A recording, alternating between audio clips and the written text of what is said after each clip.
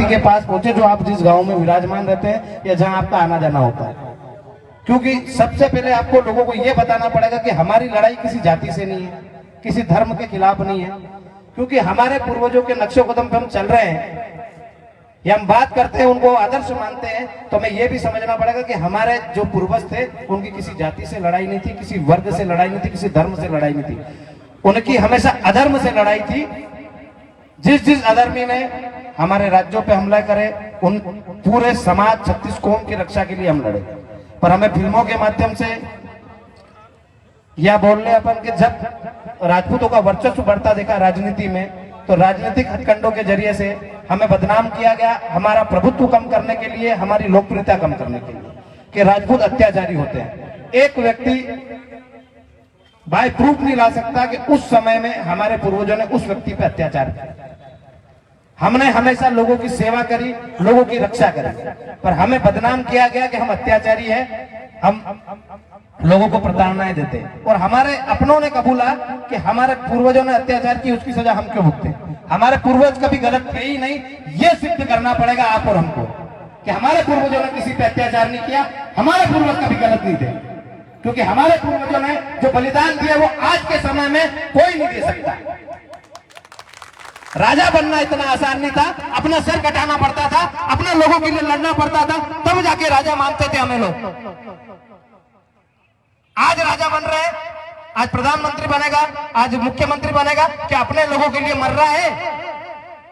क्या अपने लोगों की रक्षा के लिए सीमा का जवान बन रहा है? सुख भोगने के लिए आज राजा बन रहे। हमारे पूर्वजों ने तकलीफें उठाई, मुसीबतें देखी और राजा बने रहे। अपने लोगों के लिए महाराणा प्रताप ने अपना राजमहल छोड़ के अपने आदिवासी भाइयों के बीच में रहे, और आज हम उन्हीं आदिवासी भाइयों को गलत ठहराते हैं। हमारी लड़ाई जाति से नहीं होनी चाहिए, हमारी लड़ाई, हमारे पूर्वजों की लड़ाई पहले भी अधर्म के खिलाफ थी और आज भी अधर्म के खिलाफ होनी चाहिए। आप हम सब लड़ अधर्म के खिलाफ रहे हैं। यदि हमारा भाई अधर्म करेगा तो हम उसके खिलाफ खड़े रहेंगे। हमारी लड़ाई धर्म की है, और धर्म की लड़ाई में आपको लोगों को समझाना पड़ेगा, आपको लोगों को बताना पड़ेगा कि ये धर्म युद्ध है, और इस धर्म युद्ध में हर एक उस व्यक्ति की आहुति लगेगी जो इस राज्य में निवास रहते हैं, इस देश में निवास रहते हैं। क्या आर्थिक आधार पर आरक्षण मांगना गलत है? क्या हमारे समाज में 36 कौम में गरीब नहीं है?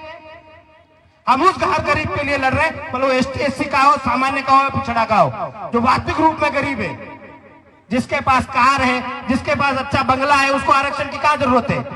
आज आरक्षण का लाभ सबसे ज्यादा जितने भी विधायक हैं एसटी और एससी वर्ग में, क्या वो सक्षम नहीं है? आप इतने काबिल हो तो आओ आरक्षित सीट पे लड़ो हमारे सामने, आपकी लोकप्रियता आपको बता देगी। वहां किसी गरीब एसटी एससी को मौका दो। आप बाबा साहब को मानते हो, बाबा साहब ने कहा था जो सक्षम हो जाए वो स्वतः ही दूर हो जाए। आज आरक्षण का लाभ लेके सक्षम होके उस जगह आप कब्जा करके बैठ गए हो, और आपके ही गरीब एसटी एससी भाई का शोषण कर रहे हो, उसको प्रताड़नाएं दे रहे हो। एक गांव में आदिवासी हो, एससी का हो, आज मजदूरी करता है, अपना पेट भरता है, और आप पांचों पकवान खाते हो, उसके बाद भी उसका हक अधिकार मारते हो। हम नहीं मार रहे हैं उनका हक अधिकार, हमने उनके साथ शोषण नहीं किया है। आज एट्रोसिटी एक्ट के विरोध में है, एक्ट के विरोध में नहीं है, उसमें जो जांच व्यवस्था खत्म करी है उसके विरोध में है कि यदि हमारा कोई भाई अत्याचार करता है तो उसके ऊपर मुकदमा बने, पर मगर किसी सज्जन या किसी व्यवस्थित व्यक्ति के ऊपर जिसने अत्याचार नहीं करा है और उसको राजनीतिक षड्यंत्र के रूप में फंसाया जा रहा है, तो कम से कम उसकी जांच हो, ताकि वो निर्दोष हो तो बहाल हो और घर रहे, बिना वजह जेल नहीं काटे। इसलिए हम मांग कर रहे हैं कि हमको जांच का प्रावधान चाहिए, न कि आरक्षण या एट्रोसिटी खत्म होना चाहिए। हमने आरक्षण भी मांगा है आर्थिक आधार पर, और एट्रोसिटी एक्ट में भी बोला है बदलाव करो। जब सुप्रीम कोर्ट ने निर्णय दिया कि जांच व्यवस्था होनी चाहिए, तो फिर सरकारों की क्या मजबूरी थी कि उसको बदल के वापस बोला गया कि नहीं, जांच नहीं होगी, क्योंकि आप और हम मानसिक रूप से गुलाम हैं।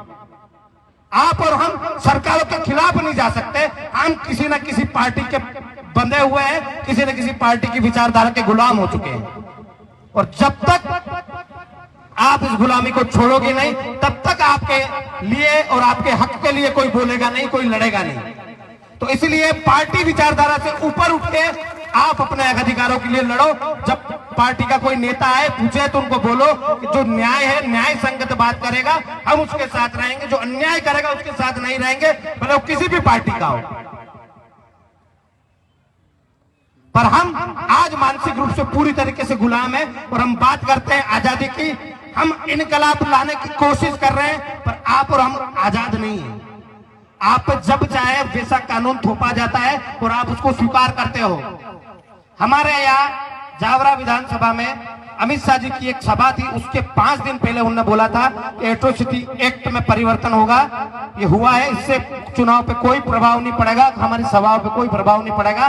2 लाख लोगों के पैकेट बनवाए थे उन्होंने और 2000 से अंदर रख दिए थे हमने। 27 विधायक, 5 सांसद, खुद मुख्यमंत्री, खुद राष्ट्रीय अध्यक्ष थे। पहली सभा फेल हुई थी उनकी। आप और हमको पार्टी विचारधारा से ऊपर उठना पड़ेगा। मैं भी संघ का स्वयं सेवक हूं और संघ का हर एक व्यक्ति जानता है जो संघ में काम करा है कि जो एक बार ध्वज प्रणाम कर लेता है वो उसका आजीवन सदस्य रहता है, स्वयं सेवक रहता है। मैं संघ का स्वयं सेवक हूं, मैंने ध्वज प्रणाम किया है, मैंने शाखाएं लगाई है, मैं शिविरों में गया हूं, वर्ग में गया हूं, मैंने भी स्वयं सेवक संघ की सदस्यता ली है क्योंकि मैं भी ध्वज प्रणाम करता हूं। और आज भी गुरु पूर्णिमा के दिन मेरे गांव में जब भी संघ की शाखा लगती है मैं वहां जाता हूं। तो इसका मतलब यह नहीं है कि मैं उससे बंधा हुआ हूं या उसका गुलाम हूं। हिंदू होना भाजपा में शामिल होना थोड़ी होता है। क्यों हमारे बाप दादा जब हिंदू थे तब भाजपा थी क्या? यह भगवा ध्वज हमारे पूर्वजों ने बनाया था, इनने हमको चुराया है। इसकी रक्षा के लिए, गाय की रक्षा के लिए हमारे पूर्वजों ने बलिदान दिए, हमारे पूर्वजों ने गर्दनें कटाई और ये बोलते हैं हम रक्षा कर रहे हैं। ये आज हिंदू है ना तो ये हमारे पूर्वजों की देन है, इनकी देन। ये कोई भाजपा कांग्रेस में नहीं थे, ये क्षत्रिय थे और इनने 36 कौम की रक्षा के लिए ये ध्वज उठाया था और इस ध्वज को 36 कौम की रक्षा के लिए लड़ाइयां लड़ी। आप और हम क्यों भ्रमित होते हैं? क्या हम भाजपा का विरोध करेंगे तो हिंदू नहीं रहेंगे? ये हमको सर्टिफिकेट देंगे? इनके बाप दादाओं की रक्षा हमारे बाप दादाओं ने की है, ये हमें सर्टिफिकेट नहीं देंगे। तो इससे ऊपर उठो। पहले लड़ाई गोरों से थी और अब चोरों से जो सत्ता में बैठे हैं। और जो जो सत्ता में बैठेगा उसका विरोध होगा क्योंकि वो हमारी बात नहीं मानेगा। तो आ जाओ, 21 सूत्री मांगे पूरी कर दो, छाती ठोक के तुम्हारा प्रचार करेंगे। बात करते हो खाली भाजपा के खिलाफ काम कर रहे हैं, भाजपा के खिलाफ काम कर रहे हैं। अरे हम कांग्रेस के भी खिलाफ हैं, कांग्रेस को भी पर्चा दिया हमने। मांगो हमारी बात। कांग्रेसी लोग खुल के आएंगे रोड पे, हमारे साथ लड़ेंगे तो हम उनके साथ लड़ेंगे। और जो भाई चुनाव लड़ना चाहता है, चुनाव लड़ने की तैयारी कर रहा है, जो जो हमारे साथ खुल के इस आंदोलन में आएगा हम उसका खुल के सहयोग करेंगे क्योंकि वो हमारी विचारधारा के साथ लड़ रहा है। और हमें पूरा विश्वास है कि वो हमारी विचारधारा के साथ यहां लड़ रहा है तो विधानसभा के अंदर जाके भी लड़ेगा। तो आप सबसे भी ये निवेदन है कि जहां अपना भाई जो अपनी विचारधारा के साथ अपने साथ खड़ा है, किसी भी पार्टी से आता हो, किसी भी दल से आता हो, भले वो भाजपा से चुनाव लड़े, कांग्रेस से लड़े या निर्दलीय लड़े, यदि हमारी विचारधारा के साथ हमारे साथ खड़ा है, 8 जनवरी के आंदोलन में खड़ा है और उसके बाद भी जब जब अन्याय होगा, न्याय के लिए जो लड़ेगा उसके साथ समस्त कर्मी सेना परिवार और समस्त संगठन जो हमारे साथ है वो उनका भी साथ देंगे। उस समय किसी भी जाति का लड़े, हमें उससे कोई लेना देना। हमारी लड़ाई अन्याय के खिलाफ न्याय की है और अन्याय के खिलाफ जो जो व्यक्ति लड़ेगा हमारे साथ, हम उसके साथ लड़ेंगे। सरकारों को वह में कई विचारों को जो इतने सालों से काम कर रहे हैं उनके टिकट काट देते हो तुम और नए नए पैराशूट लाके उतार देते हो हर विधानसभा में। तो यहाँ की जनता मूर्ख नहीं है, सब समझती है। और जिसको जहां जरूरत लगेगी कर्मी सेना परिवार उसके साथ पूरी तरीके से खड़ा रहेगा और उसको जिता के भी लाएगा। तो सरकार ये निर्णय करे कि हमारी 21 सूत्री मांगे माननी है या यहां से बोरी बिस्तर बांध के दूसरे प्रदेशों की तैयारी करवाएंगे हम। यहां से भोपाल के बाद ये कारवां थमेगा नहीं, ये दिल्ली तक जाएगा। ये लड़ाई चालू हुई है, खत्म नहीं। और हमारे भाई हमेशा कहते हैं अजीत सिंह कि जनता पार्टी को नहीं लीडर को फॉलो करती है और हमारे लीडर महाराणा प्रताप और भगत सिंह हैं और हम इनको फॉलो करते हैं, किसी पार्टी को फॉलो नहीं करते। तो जब जब अन्याय होगा, ये करनी सेना परिवार आपके लिए ताकत से लड़ेगा, लड़ता आया है और लड़ता रहेगा। तो आप सब मजबूती के साथ 8 जनवरी के लिए गांव गांव निकले। ऐसा नहीं कि यहाँ कार्यक्रम हो गया और अपना काम हो गया ना। मैं यहाँ भाषण देने आया हूँ, मैं आपको आया हूँ निमंत्रण देने और आपको आपकी सच्चाई से रूबरू कराने कि आपके परिवार ने, मेरे परिवार ने किसी के साथ अत्याचार नहीं किया है। तो छाती ठोक के लोगों से लड़ो इस बात पे कि हमने सेवा करी है, हमने बलिदान करे, हमने अत्याचार नहीं करा है। और आज भी आपके लिए लड़ रहे हैं, आपके परिवारों के लिए लड़ रहे हैं, अन्याय के खिलाफ लड़ रहे हैं। तो एक बार सब जोर से बोलना,